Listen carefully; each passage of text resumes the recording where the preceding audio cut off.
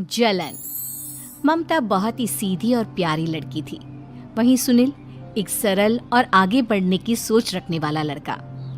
सुनील, बेटा सुनील कहाँ है? अरे जरा एक गिलास पानी तो दे दो। हाँ माँ, अभी आया। क्या माँ, पानी तेरे सर के पास ही तो रखा है, क्या हो गया है? तबीयत खराब है क्या? अरे नहीं नहीं, वो उठने का मन ही नहीं कर रहा था तो देखा ही नहीं। वैसे क्या कर रहा है? यहाँ बैठ ना मेरे पास। माँ पढ़ रहा था। वो क्या है ना, नौकरी में तो वक्त नहीं मिलता, अब ऑफिस से घर आकर ही तो वक्त मिलता है। अच्छा अच्छा ठीक है, पढ़ ले जा बेटा। सुनील पढ़ लिख कर और आगे बढ़ना चाहता था, लेकिन माँ की तबीयत खराब देखकर सोचता है कि शादी ही कर ले। कब तक माँ का ख्याल वो अकेले रख पाएगा? तो एक दिन, माँ ये ममता है, मैंने इससे शादी कर ली है। तुम्हारी तबीयत भी ठीक नहीं रहती तो मैंने सोचा शादी कर लेता हूँ। घर संभालने वाली और तुम्हें संभालने वाली कोई आ जाएगी तो अच्छा रहेगा। माँ अचानक से सामने बहू देखकर हैरान रह जाती है। बेटा ये क्या बात होती है? न बैंड, न बाजा, न दहेज, न शगुन, ऐसे कैसे बहू आ गई?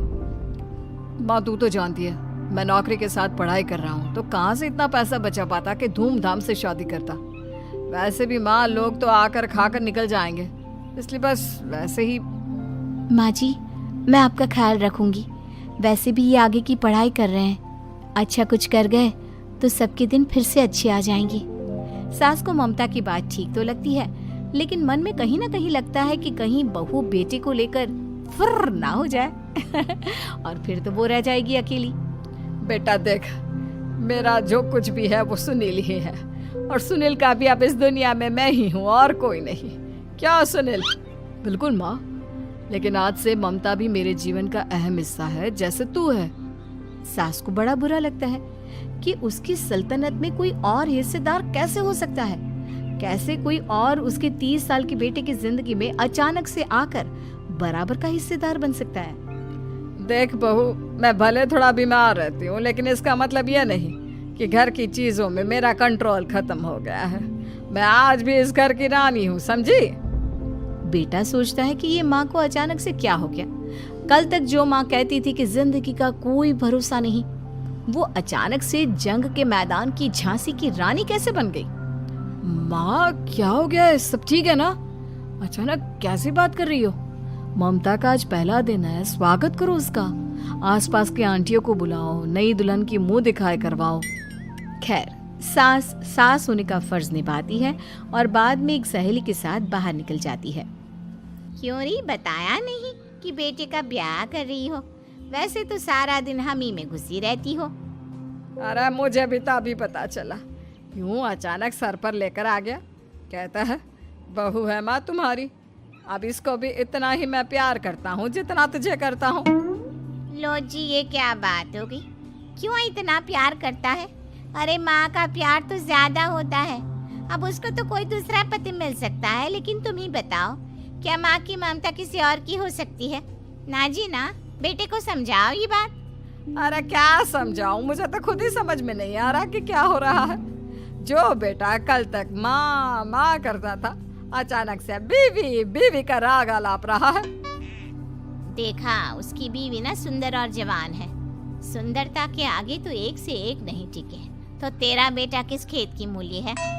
सास को भी समझ में आ जाता है कि बहू की सुंदरता के आगे माँ का प्यार किसी काम का नहीं।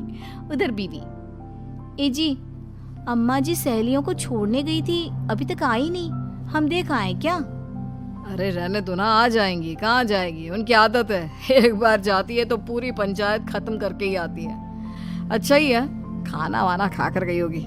छोड़ो ना, घूमेगी तो खाना पचेगा, नहीं तो ऐसे ही खाट पकड़ लेगी। बहू भी शांत हो जाती है। उधर सास सोचती है कि आज थोड़ा देर से ही घर जाती हूँ, जब बेटा परेशान होकर ढूंढेगा तब मजा आएगा। बीवी को खुद ही पता चल जाएगा कि माँ के आगे उसकी दाल नहीं गलेगी। लेकिन वहीं दूसरी ओर घर पर, ए जी, माँ जी अभी भी नहीं आई, हमको तो घबराहट हो रही है कि क्या करें, जाकर पता करे किसी के घर। अच्छा, कहाँ जाओगी ये भी बता दो। पहला दिन है तुम्हारा इस घर में और एक ही दिन में मोहल्ला छानोगी क्या?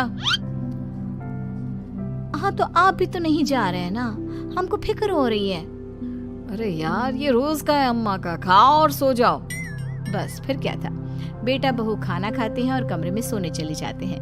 उधर जब सास को कोई देखने नहीं आता तो वो हार कर घर आ जाती है, जहाँ वो देखती है कि सारे घर की लाइट्स बंद है। सास को गुस्सा आता है। बहू, ममता बहू कहाँ हो? लेकिन सारे दिन की थकी बहू को ऐसी नींद आती है जैसे किसी ने भांग की गोली खिला दी हो। वो तो नहीं उठती। उठकर आ जाता है बेटा। क्या बात है अम्मा, काहे चिल्ला रही हो? अरे सो जाओ ना, सुबह की थकी है बहू, वो सो रही है। जोर से बोलोगी तो नींद खुल जाएगी उसकी। माँ को गुस्सा आ जाता है। फिलहाल तो सो जाती है, लेकिन मन ही मन ढेर सारा जहर बहू के लिए भरा होता है। सुबह बहू चाय बना रही होती है कि सास धीरे से गैस तेज कर देती है, जिससे चाय का बर्तन जल जाता है।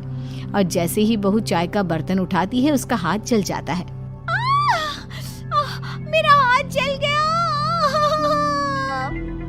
वो जोर जोर से चिल्लाकर इधर उधर भागती है कि सास थोड़ी देर में उसके हाथ में पानी डाल देती है। हाय रे बहू, क्या कर रही हो? पहली बार रसोई छुई हो क्या?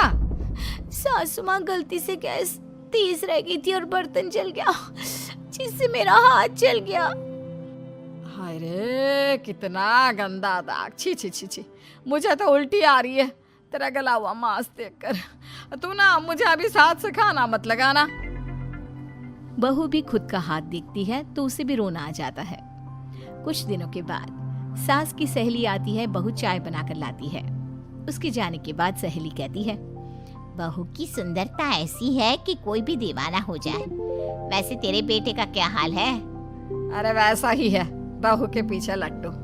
क्या करूं, कुछ समझ में नहीं आ रहा।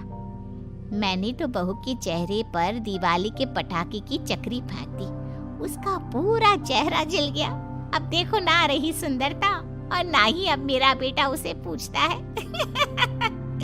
अरे अब तो वो उसे छोड़कर दूसरी भी देखने को बोल गया है मुझे। बहू सारी बात सुन रही होती है। आंटी एक बात बताइए, क्या भरोसा है कि दूसरी सही आए और आपके अनुसार रहे? देखिए आंटी, मेरी सासू माँ को गलत बात सिखाने की जरूरत नहीं है। हमारा परिवार साथ में खुशी से रह रहा है। देख बहू, मेरी सहेली की बेइज्जती ना कर, वही अच्छा रहेगा तेरे लिए, समझी? बहू नहीं मानती है। वो बार बार उनकी सहेली को घर से निकल जाने को कहती है। तभी सास की सहेली पास के चूल्हे से लकड़ी लाकर बहू के चेहरे पर लगा देती है। बहू जोर जोर से रोने लगती है। अरे ये क्या कर दिया? मैंने कहा किया, ये तो तूने किया।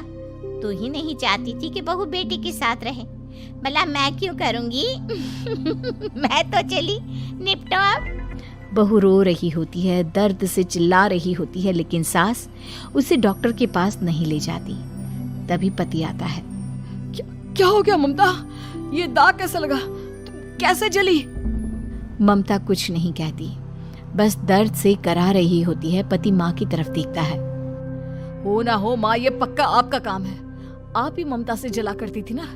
देखना माँ, अब पुलिस आएगी, केस बनेगा, लेकिन पहले मैं ममता को अस्पताल लेकर जा रहा हूँ। सभी अस्पताल जाते हैं, जहाँ डॉक्टर ममता की सास से कहते हैं, आपने तो नहीं जलाया ना बहू को?